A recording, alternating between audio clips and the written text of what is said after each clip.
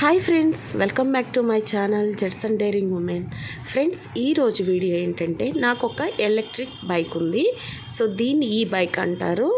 ఇది వచ్చేసి సైకిల్ కన్నా ఎక్కువ, స్కూటీ కన్నా తక్కువ. సరే, ఇలా చెప్పుకున్నా కూడా పిట్ట కొంచెం కోతగనం అన్నమాట ఇంకా బాగుంటుంది. సో ఇది నాకు చేసి పెట్టే పనులు అంతా ఇంత కాదు.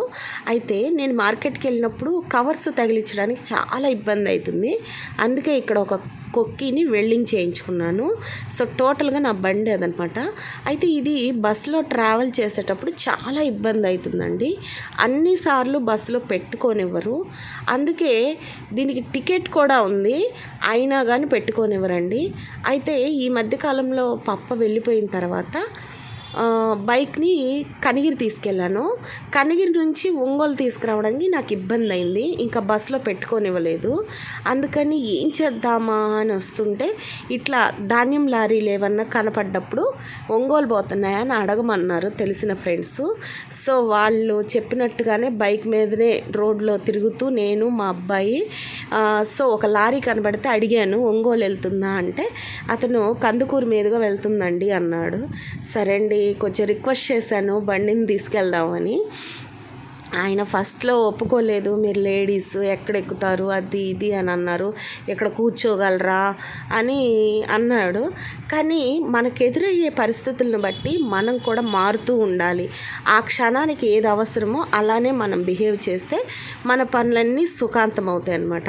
అందుకే నేను అక్కడ ప్రతి విషయంలో అంటే మనం అబ్బాయి లారీ ఎక్కాలా అని అన్కంఫర్టబుల్గా ఫీల్ అవ్వకుండా ఈ లారీ నేను ఎక్కగలను, నా బండి నేను తీసుకెళ్ళగలను అని కంఫర్ట్గా ఫీల్ అయ్యాను. అందుకే హ్యాపీగా లారీ వాళ్ళే బండిని ఎక్కించారు. మేమైతే బాగా ఎంజాయ్ చేసాము, లారీలో పడుకొని మరీ వెళ్ళామన్నమాట. అయితే ఇక్కడ మధ్యలో కందుకూరు దగ్గర ఒక కోల్డ్ స్టోరేజ్ ఉందండి. సో అక్కడ దాంట్లో ఉన్నటువంటి జొన్నల్ని సుమారు ఒక 15 బస్తాల జొన్నల్ని అక్కడ దించారు. అయితే ఆ 15 బస్తాలు దించేలోపు ఊరకుండడం ఎందుకని చెప్పి ఆ కోల్డ్ స్టోరేజ్ కూడా ఒకసారి షూట్ చేశానమాట. లోపలికి వెళ్తే ఏసీలోకి వెళ్ళినట్టు ఫీలింగ్ లేదు, కానీ ఒక ఫ్రిడ్జ్లోకి వెళ్ళినట్టు ఫీలింగ్ కలిగింది. సో నిజానికి చెప్పాలంటే ఇది ఒక అతి పెద్ద ఫ్రిడ్జ్ అనుకోవచ్చు. సో అంత బాగుంది. లోపలికి వెళ్తే అంత చెక్కతో చేసినటువంటి అల్మారాలు ఉన్నాయన్నమాట. చాలా బాగుంది. ఇంకా బయటికి అయితే రాబుద్దే అవ్వలేదన్నమాట. సో మేమైతే ఎట్టకేలకు మా బండిని క్షేమంగా ఒంగోలు అయితే తీసుకెళ్ళామండి.